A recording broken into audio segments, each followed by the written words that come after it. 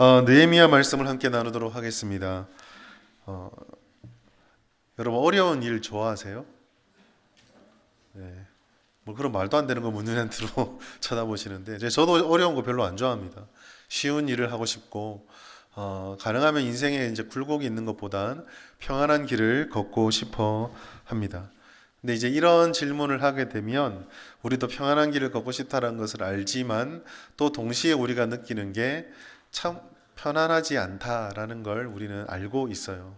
산다라고 하는 건 마치 끝나지 않는 수수께끼인 것 같아요. 학교의 시험은 그래도 뭐 시간이 끝나든 내가 문제를 잘 풀든 끝이 있지만 이 인생이라는 시험은 도대체 시간이 언제 끝나는지도 모르겠고 이 시험이 몇 장으로 돼 있는지도 모르겠어요. 하나를 풀고 나면 기분 좋게 뒷페이지를 넘겨버리면 그 뒷페이지에는 또 까꿍 하고 또 문제가 기다리고 있습니다. 계속 그렇게 문제를 풀면서 인생을 살아가는 것 같아요. 우리는 기대하는 게 이제 처음에는 이제 그런 평안함이 찾아오고 인생이 좀 편해졌으면 좋겠다는 생각이지만 또 다른 하나는 내가 하나를 이제 넘게 되면 그 다음에 찾아오는 건 좀 쉽거나 아니면 조금 길게 떨어져 있거나 최고는 더 이상 그렇게 힘든 일이 없었으면 좋겠다라고 생각을 하죠. 고생 끝에 낙이 온다. 아픈 만큼 성숙해진다. 말은 좋은데 이게 남한테나 해당하는 거지 나한테 별로 적용시키고 싶지는 않은 것이 우리 인간들의 마음입니다. 고생 안 하고 낙이 있었으면 좋겠다. 안 아프고 성숙했으면 좋겠다. 우리의 솔직한 마음이죠. 그런 점에서 오늘 우리가 읽었던 느헤미야 본문은 사실 조금 무겁고 어려운 본문이 될 수도 있습니다. 에스라와 느헤미야서의 말씀은요, 하나님께서 이스라엘 역사에 주었던 치욕적인 포로의 시간이 주님의 약속대로 끝이 나고 이제 예루살렘으로 돌아와서 하나님의 약속이 이루어지는 말씀의 기록이거든요. 이제 예루살렘으로 다시 돌아오게 됐고 포로 생활이 끝이 났으니 다 좋은 일과 기쁜 일이 있기를 기대할 겁니다. 마치 우리가 1945년에 광복이 되고 나서 이제 우리 조선은 이제 해방되었구나, 끝났구나, 고통 끝났구나, 참 아름다운 일이 있을 것이구나, 이제 고생하는 거 끝나고 우리 감시하는 사람도 끝이 났구나, 우리가 하고 싶은 거 다 하고 살 수 있겠구나 라고 만세를 불렀는데 바로 5년 뒤에 전쟁이 터진 것과 같은 거죠. 예루살렘으로 돌아오면 다 끝날 거라 생각했는데 예루살렘에 와서 보니 문제가 여전했던 겁니다. 느헤미야는 바로 그 기록으로부터 말씀을 시작해요. 느헤미야서 1장 3절 보시면 그들이 내게 이르되 사로잡힘을 면하고 남아있는 자들이 그 지방 거기에서 큰 환난을 당하고 능욕을 받으며 예루살렘 성은 허물어지고 성문들은 불탔다 하는지라. 이미 느헤미야 이전에 에스라까지 2차의 귀환이 이루어졌고 거기에 갔던 사람들이 돌아와서 해주는 보고들이 거기에 있는 사람들이 누릴 만큼 돌아갔던 사람들이 안심할 만큼 형편이 좋은 것도 아니요. 오히려 그 땅에 남아있던 사람들도 포로 생활을 겪지 않았으니 우리보다는 형편이 낫겠지라고 생각했는데 전혀 그렇지 않다라는 겁니다. 완전히 다 부서져 버리고 너무 궁핍하고 어려운 세월을 살고 있다라는 거죠. 이스라엘은 3차에 걸쳐서 귀환을 합니다. 스룹바벨이 중심으로 하는 1차의 귀환이 있었고 성전을 재건하고 그 성전을 가르칠 사람들을 위해서 에스라를 중심으로 하는 2차 귀환이 있고 오늘 이 성벽을 재건하기 위해서 느헤미야가 3차 귀환을 하게 돼요. 이 모든 것들은 하나님의 약속을 따라서 진행되는 과정에 있습니다. 그럼 우리는 그렇게 하나님께서 역사를 이루어 가시고 하나님의 뜻대로 일이 진행되니 이제는 말씀 성취만 남았겠구나라고 생각할 수 있겠죠. 그런데 이 느헤미야가 가서 봐주했던 문제들은 전혀 그렇지 않았습니다. 오늘 본문에는요, 본격적으로 성벽을 재건한 뒤에 찾아온 느헤미야가 겪은 어려움을 우리에게 말해주고 있어요. 바로 회왕군 산발랏과 도비야의 등장입니다. 하나님께서 예루살렘으로 돌려보내셨고 하나님께서 그 일을 하라고 하셨기에 성벽이 재건되기 시작하는데 그 재건되는 성벽 재건 공사를 두 사람이 나타나서 회방하기 시작합니다. 첫 번째로요, 산발랏이에요. 느헤미야 2장 10절의 말씀 보시면요, 이 산발랏을 호론 사람이다라고 소개를 하고 있습니다. 호론이 어떤 지역인가 명확하지 않지만 대부분의 학자들은 이 호론 사람 산발랏이 어떤 사람인가를 얘기할 때 사마리아 지역을 관할하고 있었던 총독 내지는 관리였을 것이다라고 이야기를 합니다. 그리고 이 산발랏이라는 사람의 이름 속에는요, 우상 숭배자의 이름이 배어 있어요. 산발랏의 이름의 뜻은 달의 신이 우리를 살려주신다라는 뜻입니다. 그 사마리아라는 곳이 북이스라엘의 중심 도시이자 바벨론이 유다를 멸망시키고 나서 예루살렘을 이 사마리아 관할령에 주거든요. 그 사마리아를 다스리는 사람이 예루살렘까지도 영향력을 가지고 다스렸던 거예요. 그런데 그것을 다스리는 사람의 이름이 달의 신은 우리를 살린다, 우상숭배자의 이름을 가지고 있습니다. 그러니 이 사람이 예루살렘을 회복시킬 것이라는 하나님의 말씀을 존중했을 리가 없죠. 그리고 그 예루살렘이 내 관할권 안에 있었던 예루살렘이 성벽이 지어져 간다는 것을 달가워할 리가 없습니다. 그래서 그 분노하게 되고 방해하게 됩니다.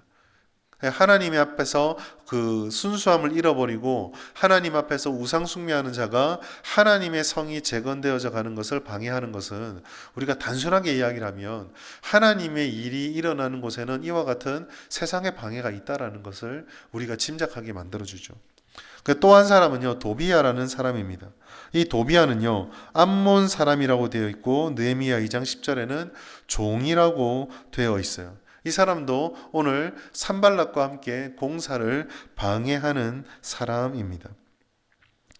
종이라는 말에 우리가 현혹되어서 참 하찮은 사람까지도 이스라엘을 회방하는구나 라고 생각할 수 있는데, 여기서 말하는 종은 그런 종이라기보다는 암몬을 관할하고 있는 바벨론 왕의 종, 이 정도로 이해하면 좋을 것 같아요. 암몬도 유다를 멸망시키면서 이 바벨론이 암몬 지역 그 중동을 다 장악을 하거든요. 암몬 족속도 나라를 빼앗깁니다. 근데 그 중에 암몬 사람으로서 이 암몬을 다스리고 있었던 사람이 도비야였던 거예요. 그리고 암몬은 어떻습니까? 모압과 암몬은 기본적으로 다윗 이전부터 이스라엘의 철천지 원수입니다. 이스라엘이 뭘 하든 공격하고 방해하고 마치 목에 걸린 가시처럼 방해를 했던 사람들이거든요. 그러니까 이 역사를 놓고 보아도 예루살렘이 다시 회복되어진다, 이스라엘이 다시 나라가 재건될 기미가 보인다, 암몬 사람이 좋아할 리가 없죠. 도비야의 방해도 이해할 수 있고 예측할 수 있는 거예요. 그런데 여러분, 이렇게 산발랏과 도비야가 성벽을 재건하는 데 방해하고 있다, 이것을 우리가요 단순하게 볼 게 아니라 조금 생각해 볼 필요가 있습니다.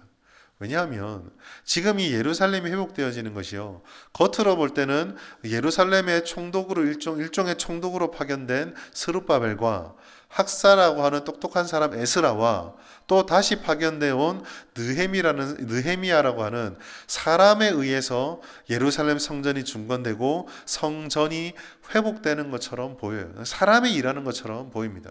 근데 여러분 잘 생각해 보십시오. 예루살렘이 회복되는 것이 이스라엘 사람들의 노력이거나 사람의 일입니까? 그렇지 않죠.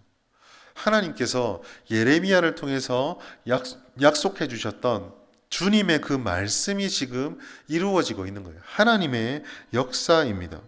그러면 우리는 이렇게 생각할 수 있어요. 하나님께서 약속하셔서 하나님의 일이 진행되어져 가는데 방해가 없어야 되지 않겠습니까? 하나님이 일을 시작하셨으면 하나님께서 순탄하게 해주셔야 하지 않습니까? 우리식으로 표현하자면 우리를 사랑하셔서 예수님을 믿게 해주시고 우리를 구원해 주시고 하나님의 자녀로 삼아주셔서 이 땅을 살아가라 하셨으면, 하나님께서 우리에게 주어진 믿음의 삶이면 우리의 그 믿음의 삶을 하나님이 보장해주고 순탄하게 해주셔야 하지 않습니까? 라고 질문할 수 있어요. 그런데 어떻습니까? 하나님의 말씀대로 예루살렘이 재건되어져 가는데, 하나님의 말씀의 성취의 과정인데 산발랏과 도비야와 같은 방해꾼이 끼어 있어요. 저는 여기서 여러분들에게 왜 이런 일이 일어납니까? 라고 질문하는 것이 별로 적절하지 않다라고 말씀을 드리고 싶어요.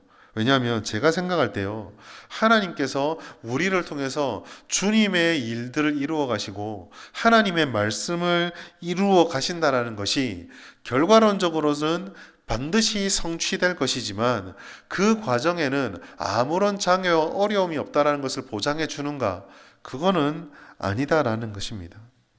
쉽게 말해서 예수를 믿고 신앙생활하는 우리, 하나님의 자녀가 되어서 하나님의 약속 성취의 과정을 누려가는 우리들에게 반드시 그렇게 될 것이다라는 약속은 주어졌지만 그 과정이 만사형통이거나 탄탄대로가 된다라는 보장은 성경 어디서도 하고 있지 않다라는 거예요. 오히려 우리는 가나안 땅에 들어간 이스라엘을 조금 떠올려 볼 필요가 있습니다.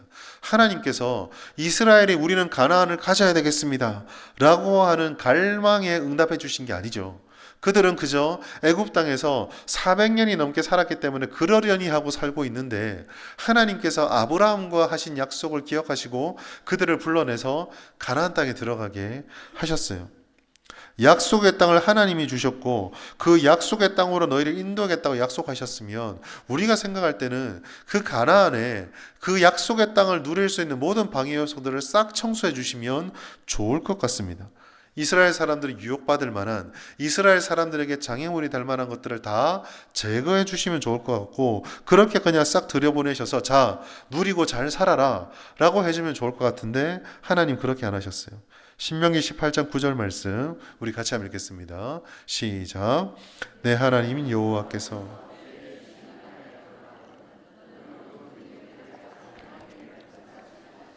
아멘. 그냥 다 없애면 되잖아요. 왜 남겨두시고 본받지 말라고 하십니까? 이게 인생 같아요. 여러분, 하나님께서 우리에게 약속하신 것은요, 천국의 완전한 복이에요. 거기에는 비틀어짐도 없고 어긋남도 없고 유혹도 없고 쓰러짐도 없습니다. 아무런 악도 없고 아무런 죄도 없고 아무런 방해도 없는 것이 천국의 약속이에요. 가나안 땅은 그 천국의 모형은 맞습니다. 그러나 가나안 땅이 천국입니까? 그렇지는 않아요. 이 땅에서 우리가 얻게 되는 회복의 약속은 반드시 그렇게 된다는 것은 틀리지 않지만 누림이 있으나 완전하진 않습니다. 우리가 이 땅에서 하나님이 주시는 응답을 누리고 하나님이 주시는 은혜를 따라서 내 인생의 삶의 고비들과 문들이 열리고 풀리는 경험을 한다고 해도 그게 완전하냐라고 하면 그렇지가 않다라는 거예요. 여러분, 마리아와 그리고 마르다의 오빠 한번 떠올려 보십시오. 하나님이 그토록 사랑하는 그 형제였지만요. 그래서 하나님께서 그를 살려주셨잖아요. 그러나 살아난 그가 지금 영원히 살아있습니까? 천국에서는 영원히 살아있죠. 그러나 우리는 성경에서 기록되지 않은 여백을 묵상해 볼 필요가 있어요. 그의 인생이 어떻겠습니까? 그는 결국은 이 땅에서 또 한 번의 죽음을 경험할 수 없게 되는 거죠. 이 땅에서 우리가 누리게 되는 모든 복이라는 것은요, 완전하지 않아요. 모형입니다. 우리가 주님의 음성을 따라 살아갈 때 하나님께 순종하는 삶을 살아가면 주께서 반드시 그 순종의 열매를 주세요. 그러나 그 순종의 열매를 주시는 여정에는요, 산발랏이 있어요. 도비아가 있습니다. 우리를 유혹하는 무엇인가가 있고 우리를 하나님께로 향하지 못하도록 방해하는 무엇인가가 있고 주님이 우리를 통해서 이루고자 하는 그 역사를 위해서 순종할 때 그것을 조롱하고 비방하고 회방하는 무엇인가가 있다라는 것입니다. 우리는 이것을 인정하고 깨달아야 합니다. 없어야지만 이런 것들이 되고 이런 것들이 생기면 뭐가 내게 심각한 문제가 있는 것 같구나 라는 유혹에서 벗어나야 해요. 그러면 이렇게 산발락과 도비아가 방해꾼이 되었는데 이들의 방해가 궁극적으로 우리에게 뭘 목적으로 하고 즉 이들의 방해가 궁극적으로 이루고자 성취하고자 하는 것이 무엇이었을까를 볼 필요가 있습니다. 산발락과 도비아의 방해는요, 오늘 본문에서 보면 조금 적절하지 않은 것 같아요. 적절하지 않다는 말이요, 권력을 가지고 있는 산발랏이고 힘을 가지고 있는 도비아인데 전쟁이든 폭력이 아니라 뭔가 조금 어린아이 같다고 할까요? 이런 이야기를 하고 있습니다. 1절을 보시면 이렇게 얘기합니다. 유다 사람들을 비웃었다라고 되어 있어요. 여기서 비웃는다고 하는 이 단어의 뜻은요, 그냥 단순하게 우리 친구들끼리 농담하듯이 막 깔보고 웃고 놀리는 그런 비웃음이 아니에요. 여기서 비웃음이라는 것은요, 상대방의 기분을 박살내버리고 붕괴시켜버리고 그가 뭘 하고자 하는 의지를 꺾어버릴 정도의 비웃음입니다.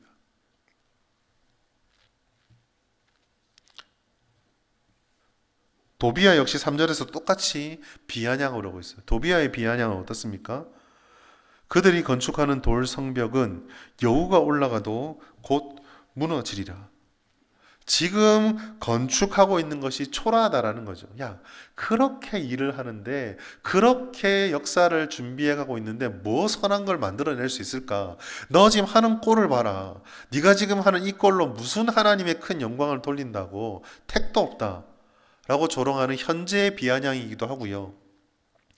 나중에 무엇인가가 이루어졌을 때에 성벽이 뭐라고 말합니까? 성벽이요, 여우가 올라가도 무너질 것이다 라고 말합니다. 여러분 그 영상이나 이런 거 한번 찾아가셔서 여우를 검색해 보시면은요, 요만한 새끼 여우나 여우들이 막 뛰어다니는 장면이 있어요. 여러분 여우가요, 달릴 때 가만히 보고 있으면 공중에 뜬 것처럼 달립니다. 굉장히 가볍거든요. 무슨 말입니까?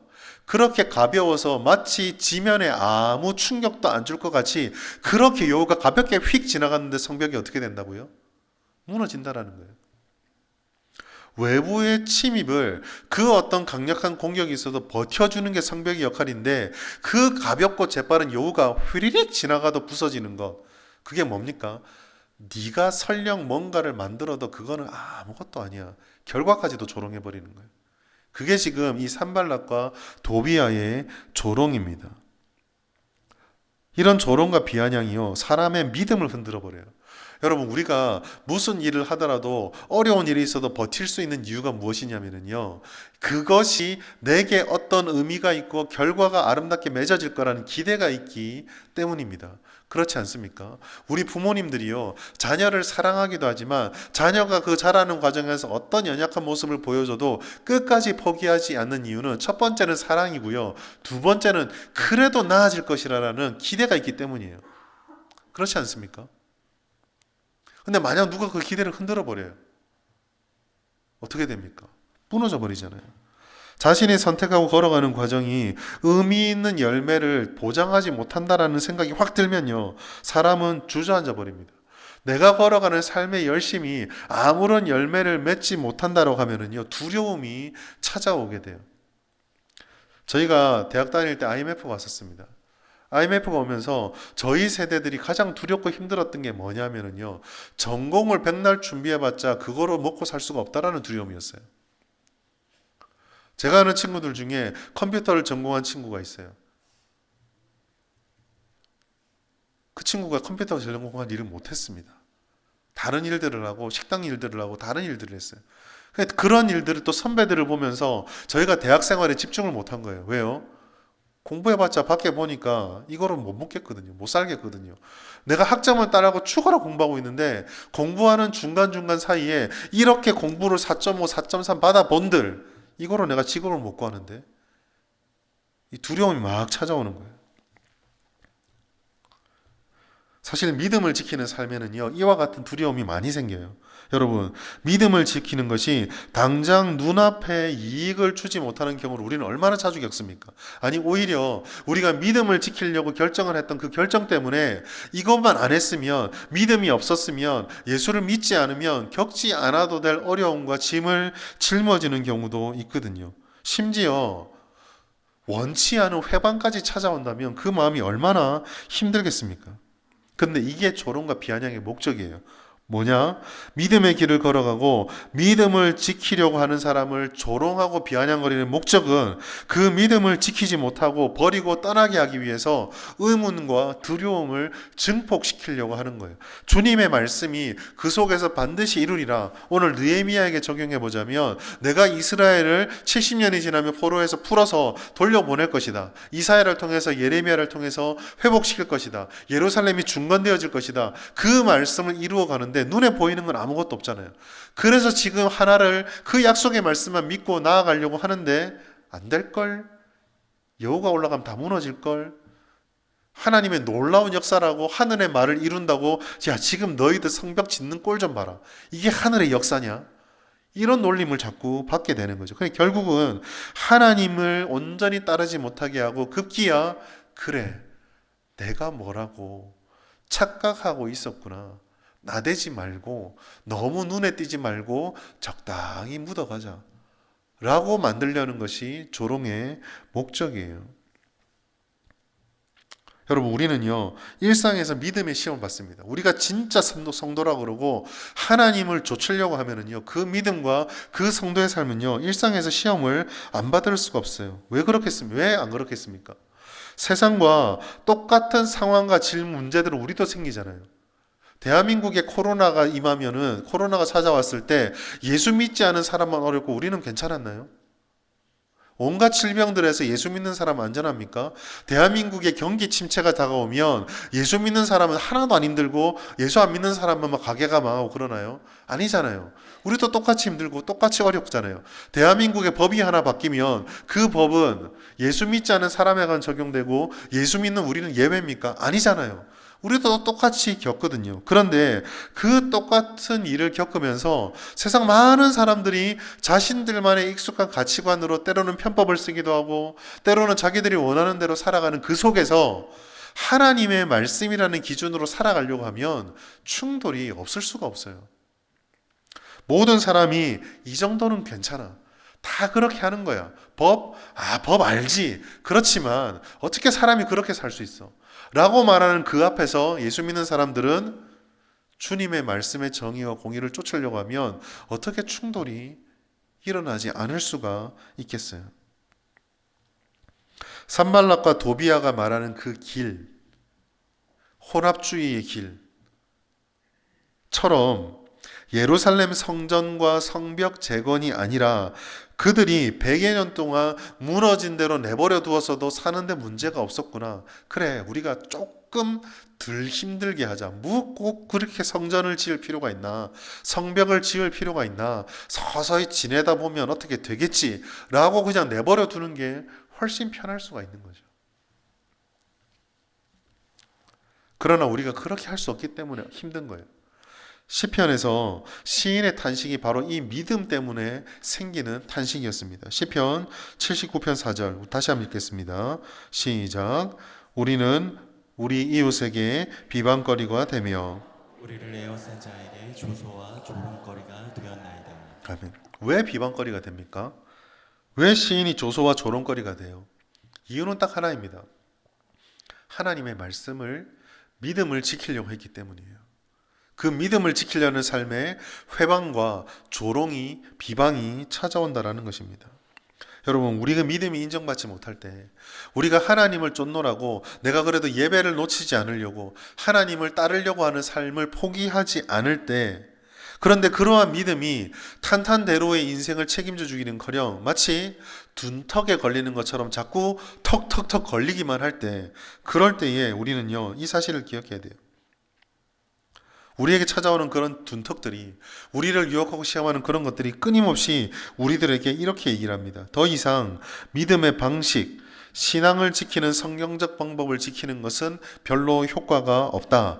그걸로는 아무런 결과를 얻을 수 없다. 신앙은 그저 교회 안에서 믿는 사람들끼리 너희끼리 이야기할 때만 얘기하면 그걸로 충분하다. 삶은 삶일 뿐이다. 혼자 바보 되지 마라. 적당히 선을 그어서 세상과 너를 분리시켜라. 세상에서 살아가는 너와 신앙생활하는 너를 다르게 위치시켜라. 이런 말이 막 들려올 때요. 우리는 그 사실을 기억해야 합니다. 바로 그게 조롱과 비방의 목적이에요. 우리를 둘러 갈라놓고 하나님을 믿는 우리와 세상에서 살아가는 우리를 다른 모습으로 살게 만드는 것. 그렇게 해서 궁극적으로는 하나님의 역사로부터 점점 더 멀어지게 만드는 것이 이 세상의 목적입니다.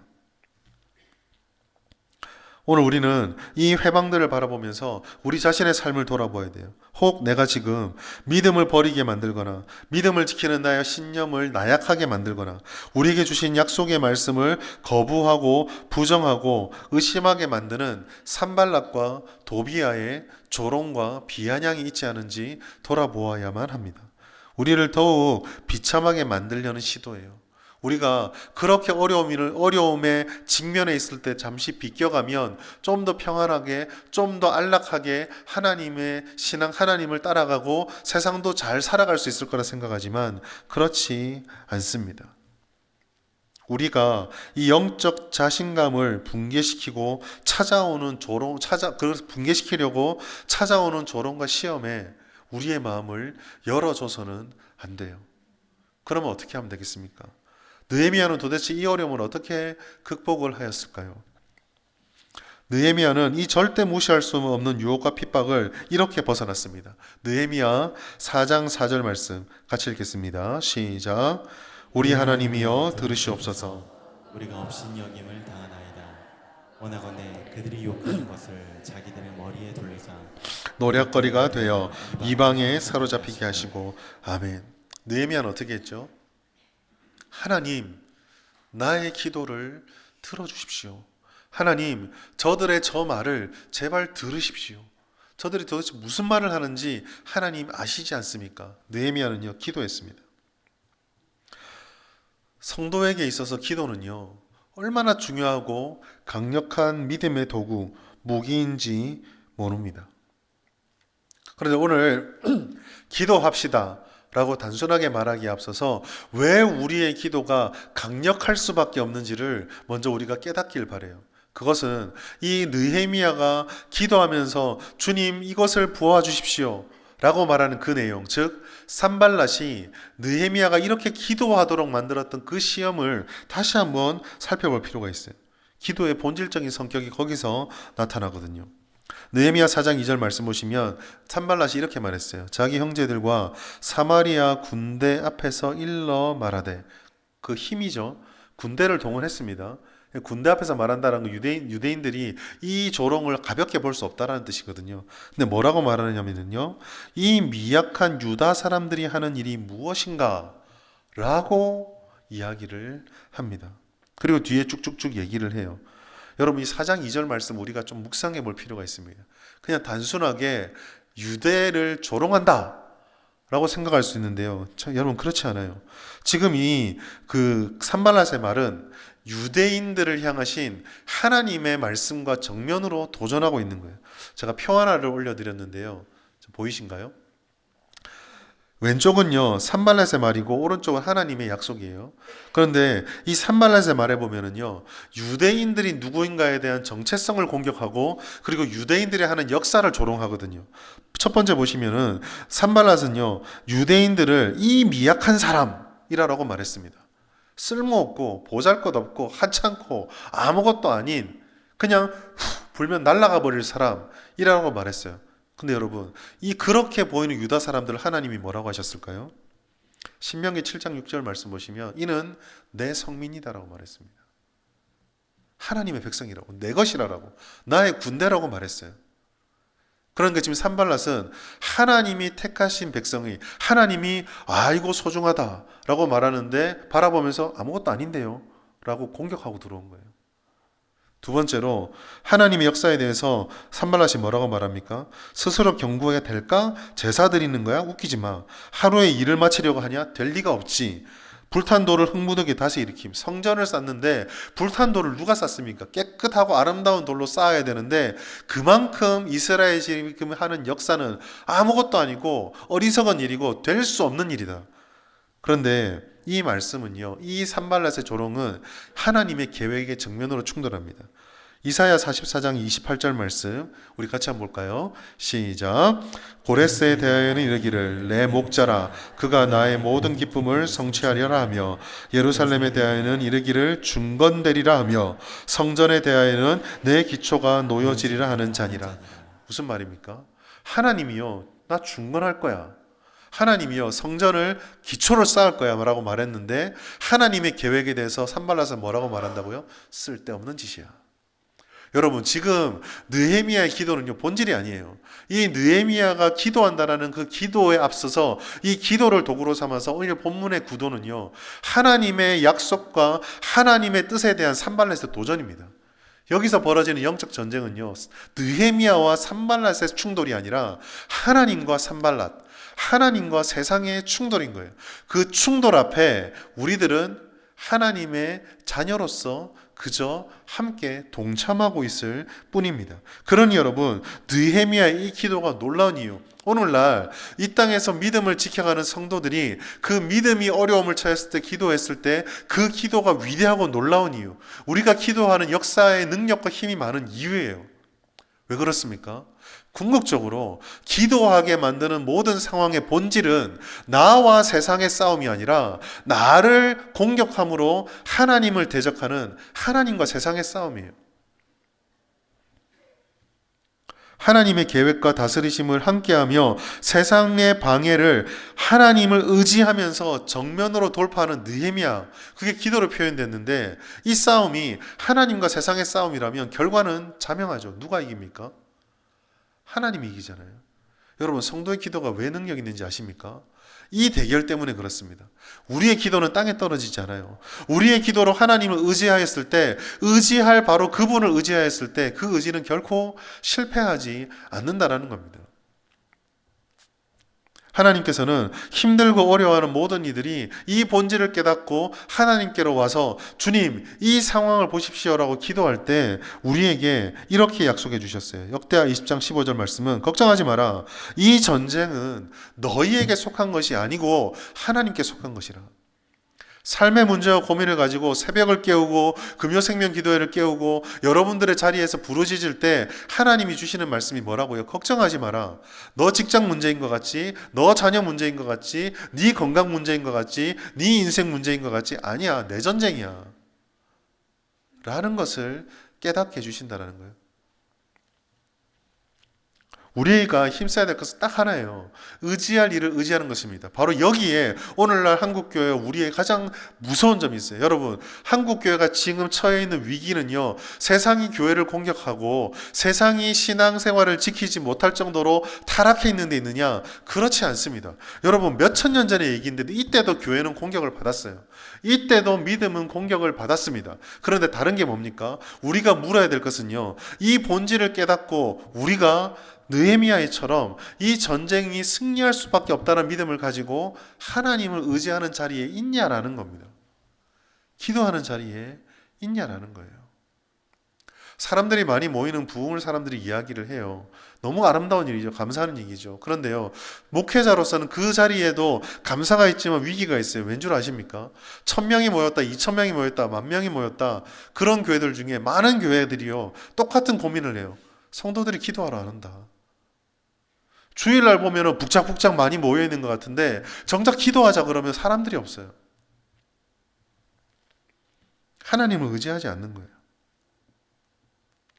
하나님께서는요, 언제나 우리를 사랑하셔서 먼저 일하셨어요. 우리가 알지 못하는 땅으로 먼저 인도하셨습니다. 하나님께서는요, 찾지도 않고 준비도 하지 않은 우리들에게 예수님을 때가 되어 보내는 것을 주저하지 않으셨어요.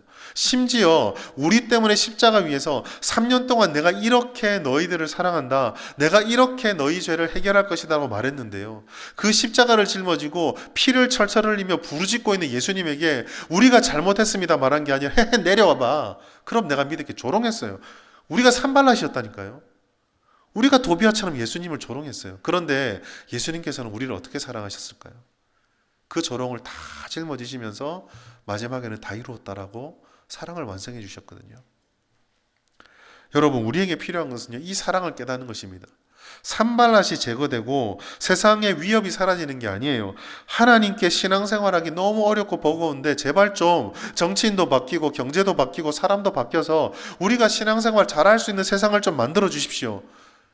아닙니다, 여러분. 그렇지 않아요. 그게 잘못된 거예요. 오해하지 마십시오. 그런 세상이 안 왔으면 좋겠다 말하는 게 아닙니다. 저는 신앙생활을 잘하는 세상이 왔으면 좋겠어요. 우리가 신앙생활하는 게 방해받지 않는 제도가 만들어지는 거 얼마나 좋겠어요. 근데 오늘 본문이 우리에게 강하게 말하는 것은 나의 바람과는 전혀 달라요. 우리가, 하나님께서 오늘 말씀해 주시는 건 뭐냐면요, 그렇게 환경이 갖추어져도 산발랏이 사라지고 도비아가 사라진다고 해서 신앙생활을 잘하게 되는 게 아니라는 거예요. 하나님을 의지하고자 하는 이 마음이 없으면 아무리 좋은 세상이라도 사람은 무너져요. 어디서 보여집니까? 이스라엘 사람들 보시면 아시잖아요. 가나안 땅에 들어가서 모든 적이 사라졌을 때 이 사람들이 신앙생활 잘했습니까? 아니잖아요. 없어지니까 더 지 맘대로 달려가 버리잖아요. 하나님을 중심에 두는 마음이, 하나님만 의지하는 마음이 사라지면 천국에서도 지옥을 경험할 수 있습니다. 그러나 하나님을 의지하는 마음이 우리 가운데 있다면, 기도와 말씀의 능력이 우리에게 회복되어진다면 우리는 우리의 삶을 통해서 역사하시는 하나님의 은혜를 받게 되는 거예요. 시편 46편 10절 11절 너희는 가만히 있어 하나님 됨을 알지어다. 여호와께서 우리와 함께 하시니 하나님은 우리의 피난처시로다. 이스라엘이 건널 수 없는 홍해 앞에서 경험했던 게 뭡니까? 아무것도 안 했는데 홍해물이 갈라지는 거 있잖아요. 어떤 회방이 찾아와도, 조롱과 유혹과 삶의 무게로 믿음이 흔들려도 기꺼이 나를 사랑하시는 하나님을 사랑한다면 그 사랑 속에서 우리는 나를 버리지 않으시는 하나님이 이렇게 나를 기다리고 있었구나라는 것을 깨닫게 되는 거예요. 시인이요, 그 어려움 속에서도 주의 말씀을 지키려고 묵상하다 깨달았던 것이 바로 여기에 있습니다. 시편 119편 51절 말씀.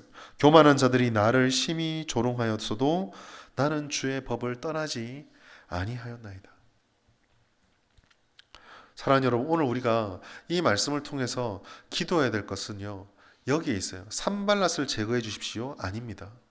도비아를 제거해 주십시오? 아니에요. 오늘 본문의 말씀 보시면은요, 주님, 우리에게 일어나는 일을 주님께서 보시옵소서라고 기도하고 나서요, 산발락과 도비아가 전혀 사라지지 않았는데 느헤미야는 묵묵히 믿음의 사명을 걸어갑니다. 그 결과가요, 6절에 이렇게 나타나요. 보시면 이에 우리가 성을 건축하여 전부가 연결되고 높이가 절반에 이르렀다라고 되어 있습니다. 조롱과 회방이 아무것도 못 이룰 것처럼 우리를 유혹하지만은요, 결국은 하나님이 하신 일을 막지 못해요. 오늘 우리는 하나님께 이것을 기도했으면 좋겠습니다. 누가 의지할 자인가? 나는 누구를 의지하고 있는가? 느헤미야는 기도와 순종으로 대답을 하였습니다. 오늘 우리에게도 이와 같은 은혜가 필요합니다. 산발락과 도비아로 힘겨운 여러분, 하나님을 의지하십시오. 기도의 자리를 회복하시고 하나님께 나아오십시오. 그러면 하나님께서 이렇게 역사를 이루어 주실 것입니다. 우리가 이 말씀을 기억하시면서 하나님께서 모든 대적을 제거해 주시는 것을 경험하시는 우리 모든 성도님 되시기를 예수님의 이름으로 축복합니다.